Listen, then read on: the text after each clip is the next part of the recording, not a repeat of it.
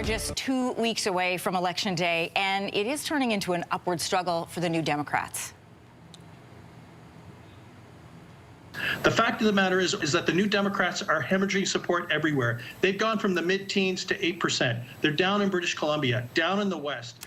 So that's Nick Nanos talking about the latest numbers for the NDP. New polling this morning shows the NDP are at just under 9%, and that is a distant third from the Liberals, who are sitting at just about 45%, the Conservatives at 38%. But despite those numbers, NDP leader Jagmeet Singh says he is confident he's going to hold on to his seat, and he's asking Canadians now to give his party enough influence in Parliament to avoid a majority government for either side. For more on what's happening with the New Democrats, we're joined this morning in studio by NDP leader Jagmeet Singh. Welcome back. Thank you so much. Listen, a lot has happened since the last time you and I were sitting here together. We are now fast forward into week 3 of this campaign. So those numbers show that support for your party is dropping, and not just by a little bit. Why do you believe that you're losing support?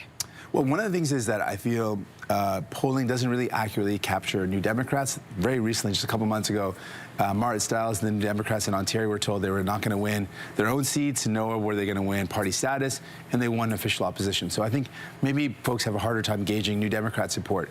But what we do know is this election is important, and all the things that we're proud of as a country in this turmoil with the United States and the fight against Donald Trump, all the things that we're proud of as Canadians happened because people voted for New Democrats, sent us to Ottawa, and we were able to bring in universal health care under Tommy Douglas and old age security and pensions. So all the things that Canadians are very proud of happened because they voted New Democrat. And so people have the power to vote for us again, and we can continue the work we did with dental care and pharmacare and workers' protection. So folks that in this time say, who's going to really stand up for me and my family?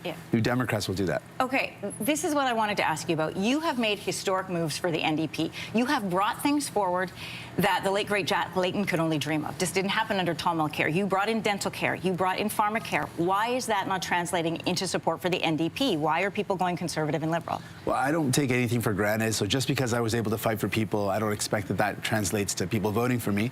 But I do think that in an election, I can say, I know that people are hurting and they can't afford to buy their home, or they can't afford to pay their groceries. And so when I promise that I'm going to find ways to bring down the price of groceries or find ways to make homes more affordable, trust me when I say it, because I delivered the biggest expansion of healthcare. Trust me, if you're in Toronto and you want something that's going to help bring down the prices, send me to Ottawa, send my team to Ottawa, and we'll do it. Right, and I know that you say that this is about, it's not about numbers, but it is about numbers in an election race, right? Like if you're trying to say to Canadians, look what I can do for you, and you've shown them what you can do for them, and they're still not putting their support behind the NDP, why is that?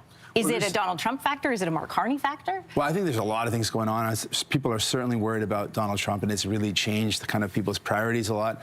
And people are really worried and afraid of what it means. But they're still worried about the same things. Cost of living, who's going to lead, housing, who's going to take care of me if I lose my job, like we're seeing in the auto industry. Yeah, I think Donald Trump has upset a lot of things, like turned things on their head, and people are in a new way more worried than ever about the threats of Donald Trump on Canada. We saw a lot of folks talking about elbows up and fighting back and defending our country. In all of that, I want folks to know, if you want someone that's going to fight for you, not for the CEOs or the billionaires, you know, Mark Carney sadly has shown that he profited off of the housing market. When he was in Brookfield Investments, he and his company said, well, there's lots of buildings where people are paying affordable rent. Let's target those buildings, buy those up, and jack up the rents. I don't think that's someone who's going to actually fix the housing crisis when him and his company benefited off of the housing crisis. And then we saw that he's engaged in a lot of tax avoidance. Brookfield Investments, under his time as the chair of the board, which is a very powerful position, was one of the biggest tax dodgers in our country. And so I'm worried that that's not someone that's going to then close tax loopholes or offshore tax savings. When asked about it, he said, I'm going to cut spending, and wouldn't actually answer the question on whether he would close tax loopholes. And we know that that starves our system of the funding we need for doctors, nurses, frontline healthcare workers. You used to tell me, and you and I, this is our third election campaign where we have interacted. You used to tell me, Anne-Marie, it doesn't matter, I'm running to be Prime Minister. That message has changed. You have shifted. You're no longer asking Canadians to vote for you to be Prime Minister. You're asking them to be the balance of power in a minority government. So there's two scenarios then. A minority Liberal government where we've got NDP support, which sounds a lot like what we had before this election was called, or a Conservative minority And then how will you work with the Conservatives to move ahead things like national pharmacare? Well, this is an important question. So for anyone that's wondering where I stand on the Conservatives, I can say very unequivocally, very clearly, New Democrats and myself as leader would never support Pierre Poilievre as Prime Minister, would never support the Conservatives.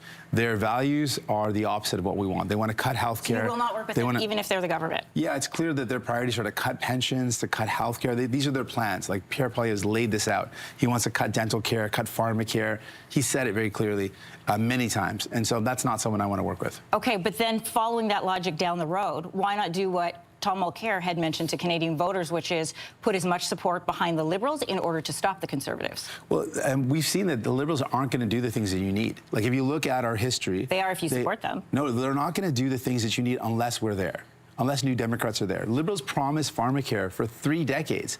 Didn't do it until we forced them. They said no to dental care. They said it could never happen. I remember once being in a meeting when we got them to agree to it, and they said it's going to take 7 years to implement. I'm like, no, not 7 years. We got to get it done immediately, and we got it done.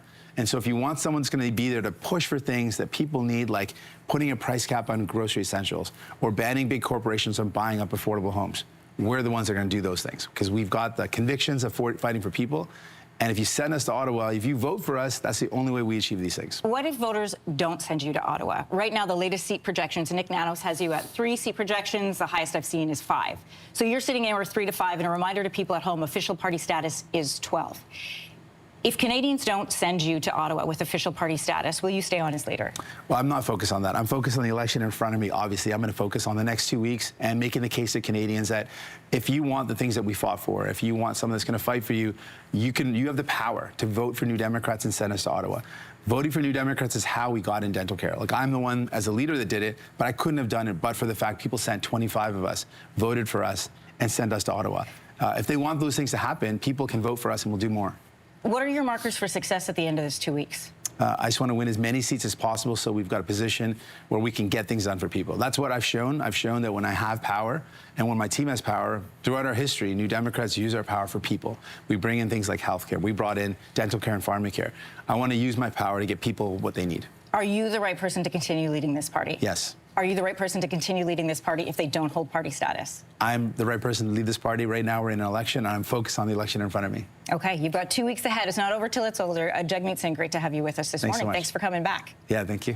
And by the way, I want to thank you for coming in, because we have reached out requests to all of the party leaders to be here.